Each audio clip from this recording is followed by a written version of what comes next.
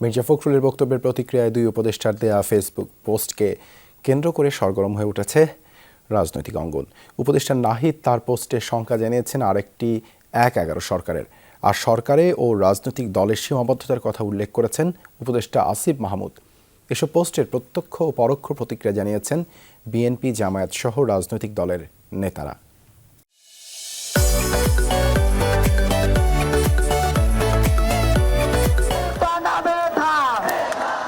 কোটা না মেধা, এ দিয়ে শুরু বৈষম্য বিরোধী আন্দোলন।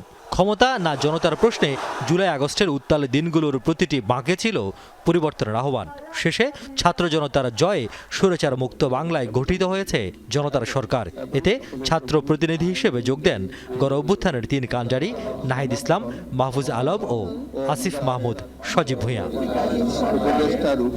তবে মাসখানেক ধরে সরকার ও রাজনৈতিক নেতৃত্বের সুর ও স্বরের বৈপরীত্য দৃশ্যমান। বিএনপি মহাসচিবের অন্তর্বর্তী সরকারের নির্বাচনকালীন নিরপেক্ষতা নিয়ে সন্দেহের জবাব দিয়েছেন তথ্য উপদেষ্টা নাহিদ ইসলাম। বৃহস্পতিবার সন্ধ্যায় নিজের ভেরিফাইড ফেসবুক প্রোফাইলে এক পোস্টে তিনি লিখেছেন, ছাত্ররাই একমাত্র ফ্যাক্টর যেটা ১-১১ সরকার থেকে বর্তমান সরকারকে সম্পূর্ণভাবে আলাদা করে। বিএনপি কয়েকদিন আগে -2 এর আলোচনা করলেও এখন ক্ষমতায় যাওয়ার পথ সুগম করতে নিরপেক্ষ সরকারের নামে আরেকটি ১-১১ সরকারের প্রস্তাবনা করছে। ছাত্র জনতা কোনোভাবেই তা মেনে নেবে না বলেও হুঁশিয়ারি দেন উপদেষ্টা নাহিদ। একই সঙ্গে এমন চিন্তা বিএনপির বিরুদ্ধেও ষড়যন্ত্র বলে উল্লেখ করেন তিনি। একই প্রসঙ্গে ক্রীড়া উপদেষ্টা আসিফ মাহমুদ সজীব ভূঁইয়া এক পোস্টে বলেন, সরকারে থেকে রাজনৈতিক দলের সাথে কোনো প্রকার সংশ্লিষ্টতার বিরুদ্ধে সোচ্চার তারা নিজেরাও। তবে এটি যেমন পরিষ্কার, তেমনি সরকারের নানা কাজে রাজনৈতিক দলগুলোর প্রত্যক্ষ পরোক্ষ হস্তক্ষেপ বা বল প্রয়োগও কাম্য নয় বলে মনে করেন আসিফ মাহমুদ। প্রায় কাছাকাছি সময়ে অনেকটা একই ধাঁচের স্ট্যাটাস দেন সার্জিস আলম ও হাসনাত আবদুল্লাহ। উপদেষ্টা ও ছাত্র নেতাদের এমন স্ট্যাটাস নিয়ে কিছুটা কৌশলী রাজনৈতিক দলগুলো। স্বৈরাচার বিরোধী আন্দোলনের অন্যতম অংশীজন বিএনপি নেতারা বলছেন, প্রশ্নটা যখন স্বচ্ছতা ও নিরপেক্ষতার, তখন সমস্যা সংকট মোকাবেলায় অভিজ্ঞতা অনভিজ্ঞতার প্রশ্নটাও জোরালো হয়ে আসে। একটা অভিজ্ঞ রাজনীতিবিদ যখন একটা কথা বলে, তার উপরে যদি কেউ মন্তব্য করে, তার সেই অভিজ্ঞতা যদি না থাকে, তাহলে ওসব মন্তব্যের উপরে মন্তব্য করা তো আমি প্রয়োজন মনে করি না।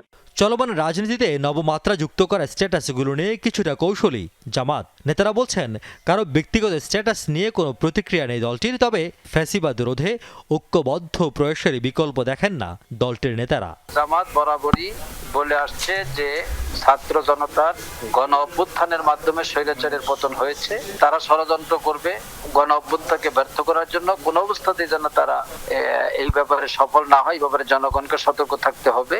আর কোন স্ট্যাটাস নিয়ে সেটা ব্যক্তি পর্যায়ে হোক বা দলীয় পর্যায়ে হোক, জামাত দলীয়ভাবে কোনো মন্তব্য করে না।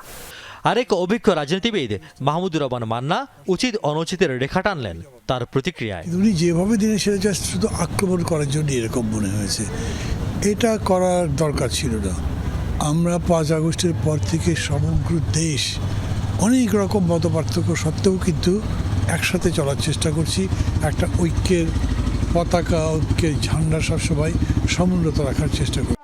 ক্রিয়া প্রতিক্রিয়া যাই থাকুক, এসবের মধ্য দিয়ে মাঘের শীতে যে কিছুটা উত্তাপ ছড়াচ্ছে রাজনীতি, তা অন্তত স্পষ্ট হয়েছে দুই উপদেষ্টার ফেসবুক স্ট্যাটাসে। রিয়াজ রায়হান, যমুনা নিউজ, ঢাকা।